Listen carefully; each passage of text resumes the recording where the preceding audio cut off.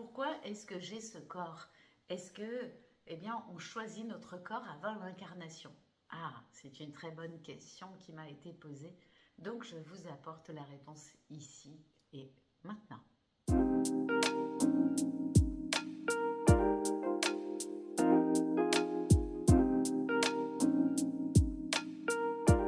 Alors, effectivement, on pourrait se demander pourquoi certains sont plus forts que d'autres, qui sont sveltes, parfois même certains sont très très minces et d'autres très très forts.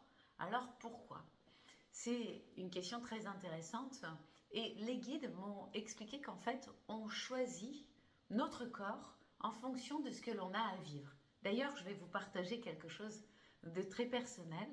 Je ne pense pas que j'en ai déjà parlé en vidéo, mais je vais vous expliquer dans cette vidéo et je pense que ça va répondre aussi à cette question et vous allez comprendre. Une fois, j'ai rencontré donc une personne qui fait des lectures d'âme. Plus exactement, elle va parler avec nos guides qui peuvent nous expliquer pourquoi on est en train de vivre cela. Alors moi, j'étais venue pour dire que bien ma fille avait eu un problème au niveau du dos et que je cherchais à comprendre pourquoi. Surtout que, peut-être que vous le savez, mais j'ai eu une spondylarthrite ankylosante très très sévère et puis j'ai mis 8 ans et demi pour en guérir à partir du jour où j'ai décidé de guérir. Et c'est vrai que ben, je me posais la question, donc est-ce qu'elle va être très malade? C'est une question qu'on peut se poser, évidemment, quand on l'a été soi-même. Et donc, bien, je voulais voir cette personne pour qu'elle me dise ce que mes guides pourraient dire à ce sujet. Et donc, mes guides m'ont expliqué que dans ma vie d'avant, j'étais médecin. C'est vrai que ça prend sens finalement quand on voit que j'ai réussi à guérir seule d'une maladie dite incurable aujourd'hui par la médecine. Et donc j'ai réussi à trouver petit à petit comment remettre de la santé dans mon corps plutôt que de combattre la maladie. Et donc trouver les causes de ce qui m'avait rendu malade et au fur et à mesure de retrouver la pleine santé. Donc ils me disent, voilà, avant tu étais médecin dans un hospice et il y avait donc beaucoup de médecins autour de toi, mais des hommes.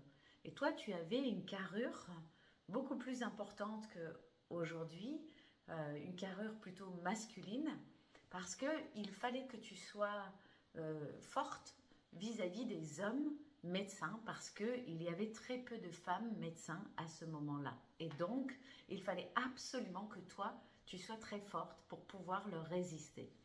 Et un jour, eh bien, il y a eu une petite fille d'une dizaine d'années qui a été hospitalisée, qui était dans un lit. Et donc, vous étiez plusieurs médecins à réfléchir à comment vous alliez pouvoir la soigner. Elle avait de la fièvre et vous avez fait plein de choses pour réussir à comprendre pourquoi elle avait cette fièvre. Et donc, toi, tu l'as veillée et tu avais décidé dans cette vie-là de ne pas avoir d'enfant. Ce qui prend sens encore une fois pour moi, parce que quand je suis venue dans cette incarnation, très tôt, j'ai dit que je voulais être maman et que si je ne pouvais pas l'être, eh bien, ce serait terrible pour moi et certainement que j'en mourrais. Donc, d'ailleurs, quand on m'a déclarée en stérilité persistante, je n'ai jamais voulu y croire et j'ai dit que quoi qu'il arrive, je serai maman avec des enfants adoptés ou des enfants que je ferai moi-même. Donc, pour moi, il n'était pas question de passer à côté de la maternité dans cette vie-là, parce que dans ma vie précédente, je n'avais pas eu d'enfant et je m'étais consacrée à ma carrière. Donc, vous voyez, tout prend sens en fait. Hein. Et puis, eh bien, je suis restée auprès de cette petite fille, je la veillais plusieurs nuits et je cherchais désespérément un remède.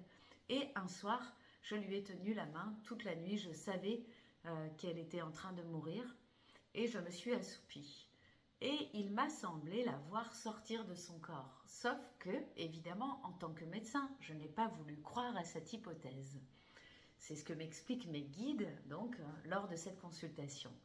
Et je n'ai pas voulu croire qu'il y avait bien une vie après la mort. Ce qui prend sens encore aujourd'hui, puisque pendant très longtemps, je ne croyais absolument pas qu'il y avait une vie après la mort, et surtout qu'il y avait aussi des vies antérieures, donc d'autres vies. Et donc ça, je n'y croyais pas du tout.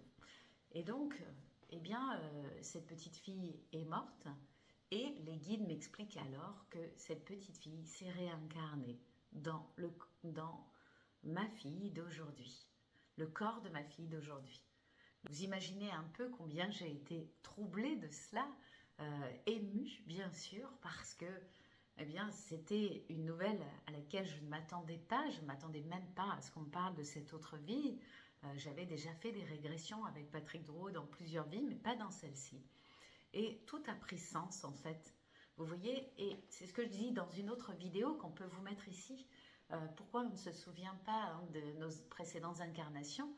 Eh bien, tout simplement parce qu'on arrive avec la quintessence de ce qu'on a appris, mais on n'a pas les apprentissages, on n'a plus à se rappeler des apprentissages. Et effectivement, eh bien moi je suis revenue avec la quintessence de ce que j'avais appris dans cette autre vie. Et je suis revenue, et ça c'est un contrat avant l'incarnation, avec cette petite fille qui certainement m'attendait de l'autre côté pour se réincarner plus tard avec moi. Donc elle est arrivée bien quelques années après moi bien évidemment, puisque je suis sa maman aujourd'hui. Donc elle a choisi son corps qui est différent du mien, c'est-à-dire que moi je suis plus petite qu'elle, j'ai un corps vraiment assez mince en fait, et elle a un corps un petit peu plus costaud, exactement comme cette femme médecin que j'étais dans cette autre vie. C'est incroyable, n'est-ce pas? Tout ça pour vous dire que oui, on choisit notre corps, mais attention, parce que on choisit aussi parfois de vivre, par exemple, l'obésité, peut-être parce que justement, on n'a pas été tendre avec quelqu'un qui était obèse dans une autre vie, ou peut-être parce qu'on a besoin de passer par là pour comprendre que, eh bien, on avait... qu'on a suffisamment à manger, qu'on n'a pas besoin de faire de réserve sur soi, et que finalement on vit dans la peur, et que cette peur on aurait pu s'en libérer sur Terre, ou on décide de s'en libérer et donc d'agir sur notre poids.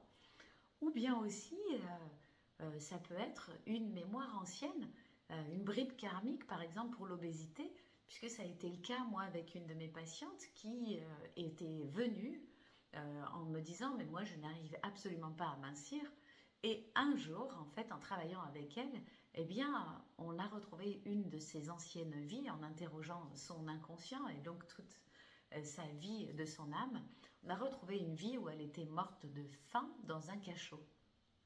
Elle avait été prisonnière, parce qu'elle était un homme en fait, hein, et non pas une femme, dans cette autre vie. Et elle était morte de faim.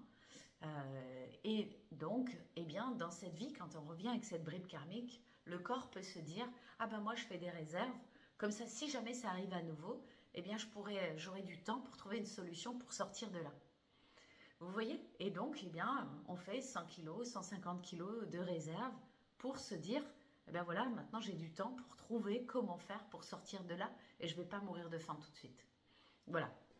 Parce que bien évidemment, quand on jeûne, quand on ne mange plus, le corps prend sur les réserves du corps. Et donc, eh bien, si on revient avec une mémoire telle que celle-ci, évidemment, il peut se passer ça. Autrement dit, en fait, oui, on choisit notre corps, c'est vrai, et on le choisit en fonction de ce qu'on a à vivre, de ce qu'on a à traverser, de ce qu'on a à apprendre et à comprendre. Vous voyez? Et ça, c'est vraiment très important de comprendre cela, parce que oui, on peut choisir d'arriver dans un corps fort ou dans un corps très très mince, et il faut comprendre pourquoi on a choisi ce corps. Est-ce que c'est pour se faufiler, pour être très mince et donc être plus dans la fuite aussi? Et donc là, on peut avoir des mémoires de peur à travailler aussi, vous voyez? Ou est-ce que c'est d'autres mémoires, comme on vient de le voir à l'instant, pour cette personne? Eh bien, voilà, tout est question de, oui, on choisit le corps, notre pyjama en fait pour cette vie-là, si vous voulez, qu'on quittera quand on va mourir, quand notre âme va partir, sur d'autres, va remonter en fait au divin pour ensuite eh bien, revenir peut-être sur d'autres planètes ou sur celle-ci. Tout dépend de ce qu'on aura envie de faire et puis surtout de ce qu'on va avoir à travailler encore. Parce que tout ce qu'on n'aura pas fait ici, il faudra revenir pour pouvoir s'en libérer. Donc c'est pour ça qu'il faut se mettre au travail maintenant, entre guillemets, parce que j'aime pas trop le mot travail, parce que travail c'est Tripalium, c'est donc un outil de torture. Donc j'aime bien dire en fait, bosser sur soi. Vous savez pourquoi bosser? Parce que dans le langage des oiseaux, bosser c'est beau. Hein? Ou dans le verlan si vous voulez. Là on peut aussi traduire dans le verlan. C'est beau, bosser, non? Voilà, vous voyez? Et donc j'aime bien moi bosser sur moi pour libérer des mémoires, pour être de plus en plus dans la joie, dans l'amour, dans le partage, dans l'envie d'aider l'autre, de tendre la main à l'autre pour l'amener dans la lumière et qu'il voit la vie comme elle est belle. Parce que la vie est belle, les amis, et oui, on a le temps de repasser de l'autre côté, parce qu'on a encore pas mal de choses à faire ici pour amener plus de sérénité et de paix sur la terre. Qu'est-ce que vous en pensez, hein? N'hésitez pas à me faire des commentaires sous la vidéo. En tous les cas, moi je vous remercie de tout cœur pour vos partages, pour vos likes, pour vos commentaires. Et je vous envoie une myriade d'amour à travers la caméra. Recevez dans votre cœur. À très vite.